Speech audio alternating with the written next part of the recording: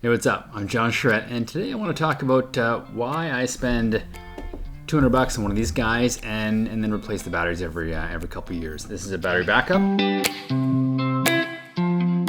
What I'd like to get across today is a couple of the reasons why I use it, and the most common misconception is because of power outages, and that's not the real reason. Now, a power outage is when you lose power for, 5-10 minutes, hour, whatever, right? So yeah, it sucks you lose power. I get it. You have a battery backup so that you don't lose productivity. You're in the middle of a TV show or playing a video game and you don't get cut out. That is good, but it's more of an insurance thing. I pay $200 for one of these because the equipment that I have connected to it is worth a lot more. And so you ask, okay, well, what does that matter? How does a battery backup help my equipment? Well, it's when the power fluctuates up and down, it's called a sag and a spike. And electronic equipment is designed specifically for constant voltage. And so when it spikes and sags, your system, your power supply, the electronic equipment has to compensate for that. And it goes, oh, wait a second. And it's really hard on the equipment and it can wreck it. From my experience, having a battery backup behind it fluctuates that power for you so that when those sags happen, the battery will kick in and it keeps it nice and even. It makes your equipment last longer. And for me, when I'm spending, $1,300 I just spent on a new video card, a 3080. That's an expensive piece of hardware. I don't want it to die on me because of brownouts, something that's outside of my control, which is the power grid. So for me, I have one of these battery backups connected to every single piece of expensive equipment in the house. For the TV, my computer, I have one connected to the firewall and the router, the modem, so that we never lose internet, and that equipment's safe as well. And it may seem excessive, but the idea is to pick your equipment based on sizing needs. The one that I have set up for the TV is different from the one that I have set up for Jackie's office, let's say. And one of the measurement tools, you may not be able to see it here, it's called a VA. This here is a 1500 VA battery backup. Now, VA does not correlate to watts, okay? This actually can have a max load of about 900 watts.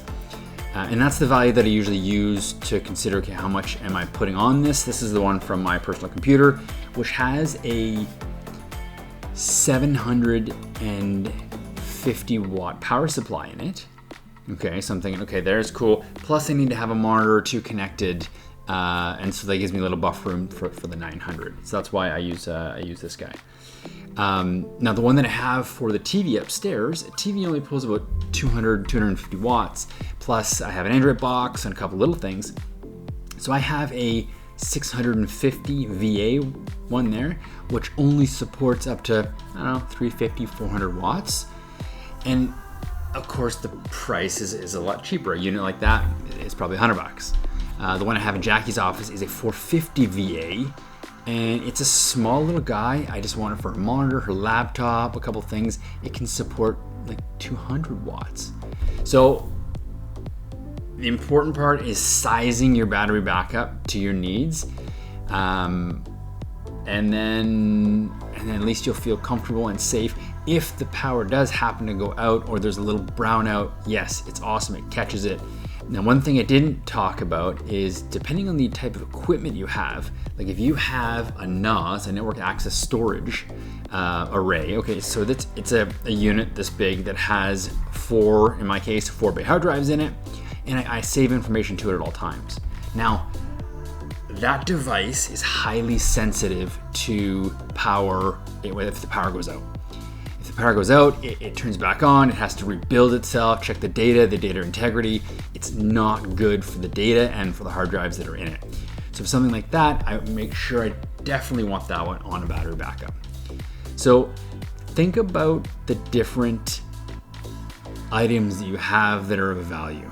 Things that have batteries in them tend to do a bit better, but even a laptop, think about a laptop. If your laptop is connected, yes, the power goes out, sure, it flips over to battery, right? If you have the power plugged in, but then what will happen is all of the electricity that's sagging up and down, your power supply, your block that you have for your laptop, it has to do that compensation, go, hey, what's happening? What's going on with the power? And so that thing will fry. Now, thankfully, I mean, they're worth 60, 80 bucks, not as much as your laptop. Hopefully you replace that and it prevents causing damage to the rest of your laptop. But if you put the whole thing behind a battery backup, you can prevent this. So that's it. I mean, I've had people ask me before, why have these? Originally, I picked up these guys because I was mining and I wanted to have the exact same idea. I wanted to have every power supply that I had for my GPU miners. I wanted to be backed up and powered because they were expensive. The one GPU mining rig that I had was worth $10,000. So for me to spend an extra $200 insurance so that I can protect that equipment, it was well worth it. But that was it. That's a little bit of a battery backup. I am going to replace the battery in this guy. That's what prompted this video. But I'll post another video. I'll do the full teardown of how to replace the battery in a battery backup. Just things to look out for, and you can watch that breakdown. Awesome. Thanks. See you later.